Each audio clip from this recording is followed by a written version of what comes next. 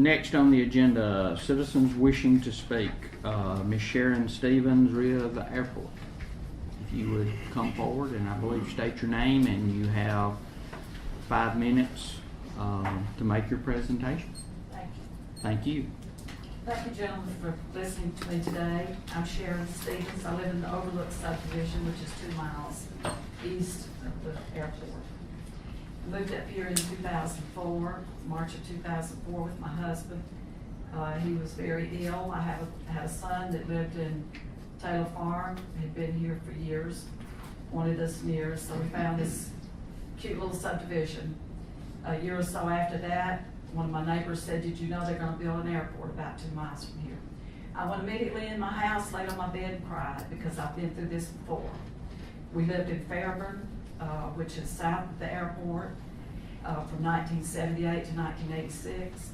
When we first moved there, the airport had 2 runways. The Atlanta airport had 2 runways. My husband actually worked for the airlines, gave us a good living at the time. Then they added on, they expanded. It became impossible for us to even have a cookout. And I was 15 miles or so from the airport. The traffic, the air traffic, became constant instead of just having a push in the morning and the afternoons. We left there in 1986 when my son graduated from high school and moved down to the Newnan area. That was home to us for 17 years.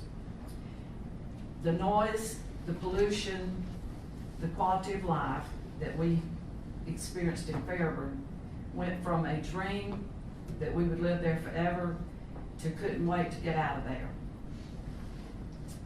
My car actually had to be repainted due to the pollution at the airport. If you don't believe that, go and look at the vegetation around the airport now that was put in for the Olympics, and it's all dying. We have a beautiful forest over here. It won't happen overnight, but I'd say within 50, 60 years that forest will be gone because of the pollution that you're trying to push on us. I have family that lives in Clayton County. They moved there probably 50 years ago. Ford was big in that area. It was a beautiful bedroom community. Look at it now, men. What's up there? There's nothing there but people who make low income, who can't even keep their schools accredited. People want to move out, they don't want to move in, and they can't sell their homes if they have had them for a while. I know that because I have family still there who are stuck there. Now, we've had magazine articles written about this county in the past that it's the most desirable place to live in the United States, right? One of the most desirable places. I'm gonna tell you that we're gonna have articles written about us in the future that's gonna say, "Paulding, what happened to you?" It's gonna be another hot headline. It's gonna say, "From best to worst."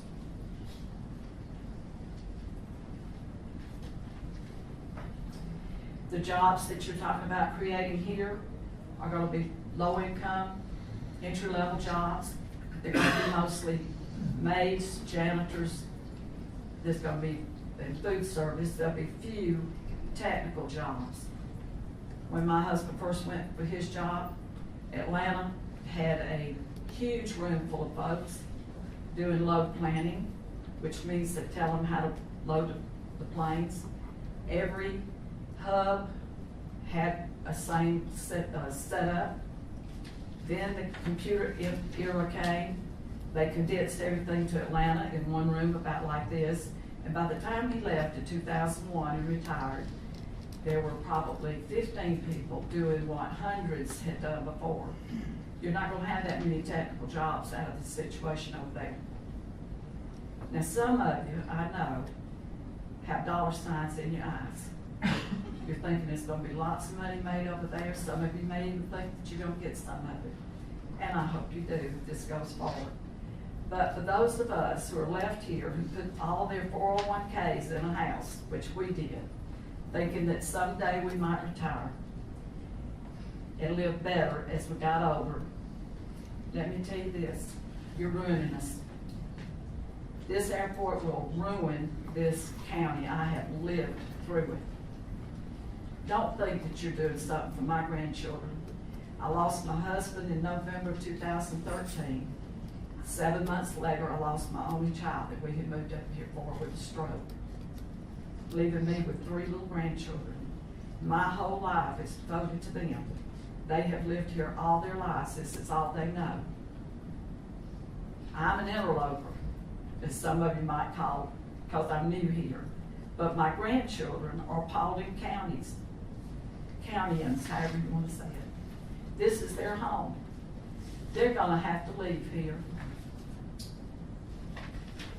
They're gonna have to leave here to have any quality of life. It won't happen overnight, but I'm 65 and I've seen it in my lifetime.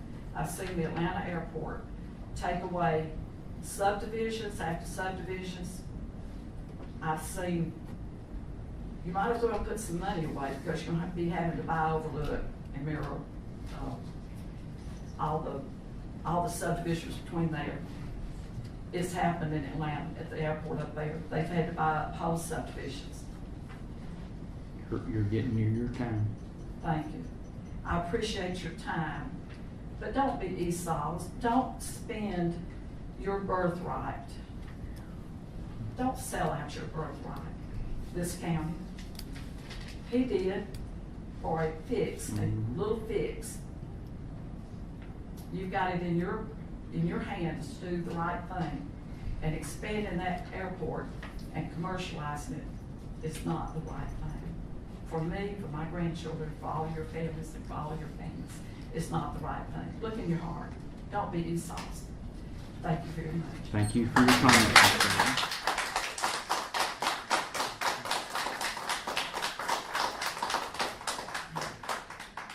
Next, we have Miss Chris Byram speaking on the Richland Creek Reservoir.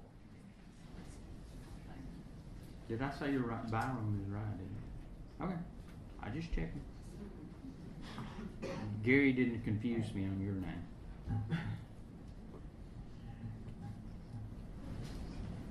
Before I start, I just wanted to say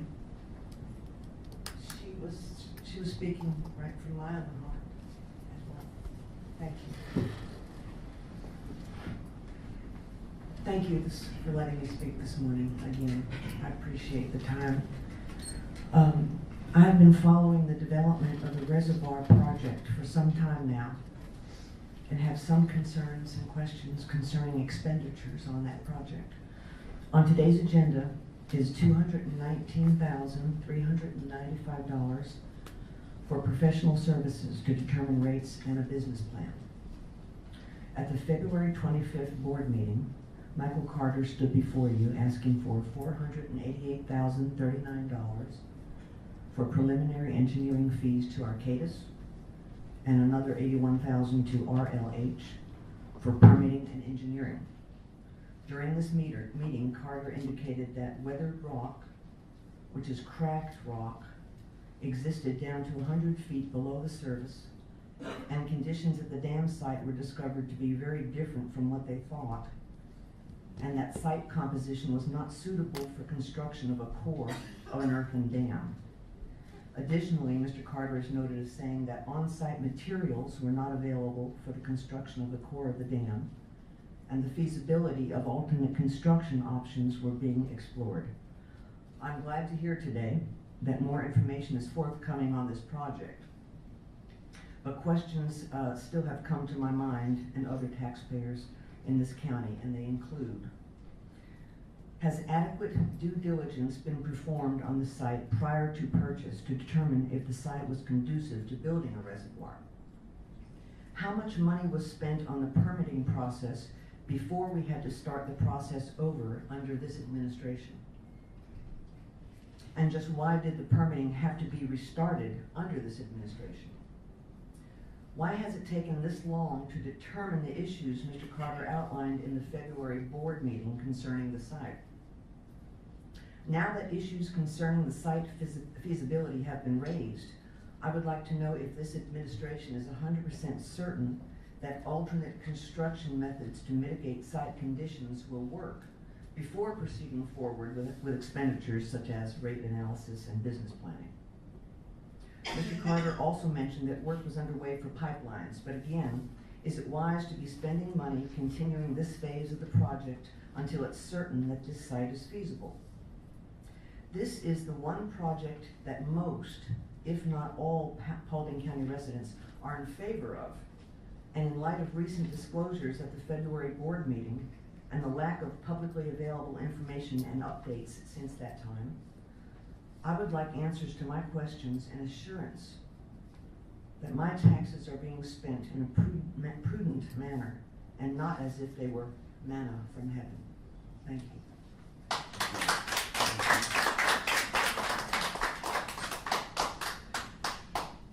And of course, two of your questions, one being what due diligence was done before it was purchased. Of course, I know that no one up here can answer that because none of us were here because it was actually purchased in '99. And I assume that there was several sites studied before that time. As far as why the permit had to be restarted, again, no one up here was here prior to that, and what the Board of Commissioners previously spent their time and energy on from January 2000 until December 31st, 2008, I don't know that they spent a lot of time and energy on the reservoir.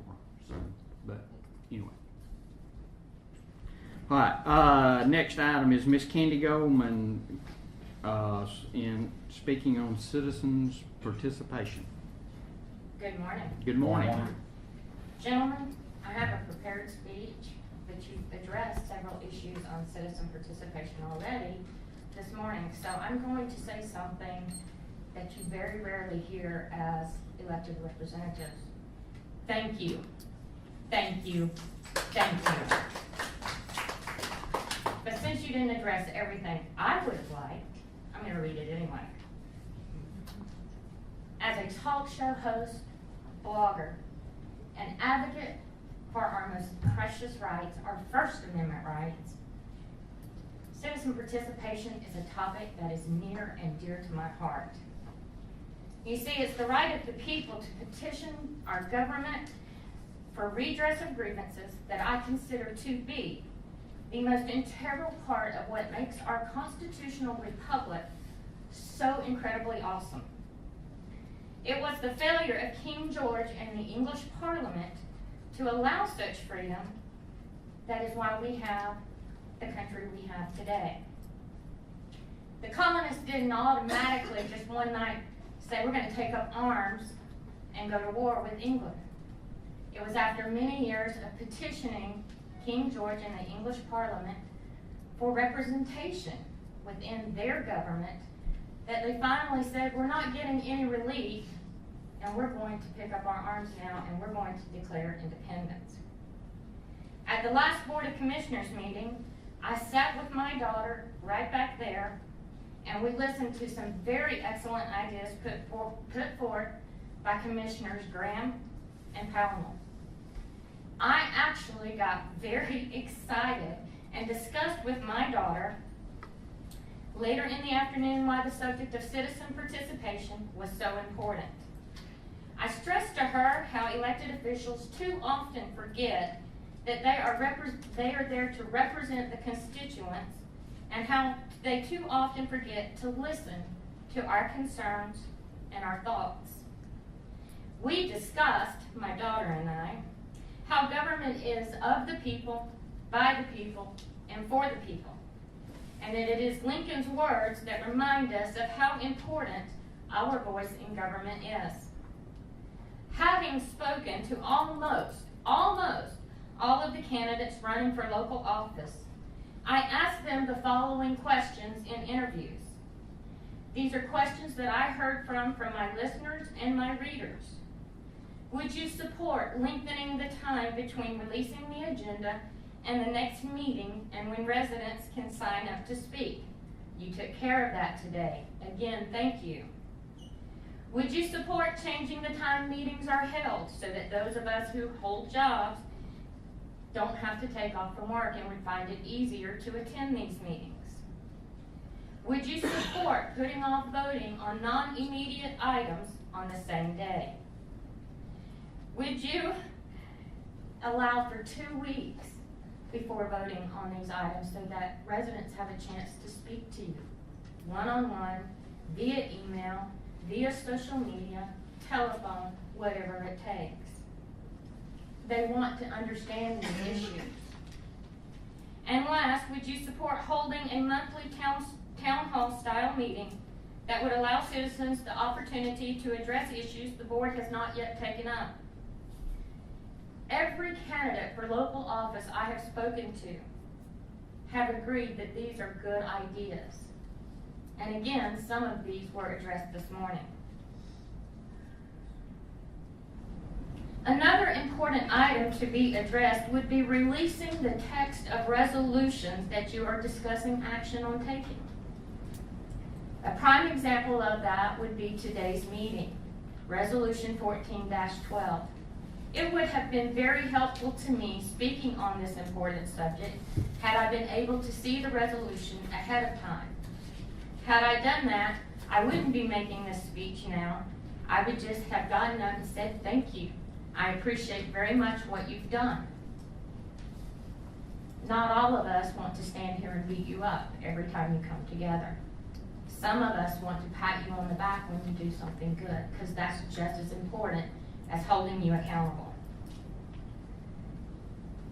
Gentlemen, since the airport kerfuffle began last fall, I have heard time and time again how the citizens were left out of the discussion, and to a certain extent they were. And I am certainly not here to discuss that. My point is simply that a lot of the vitriol on both sides could have been avoided had the citizens felt they had more of a voice in local government.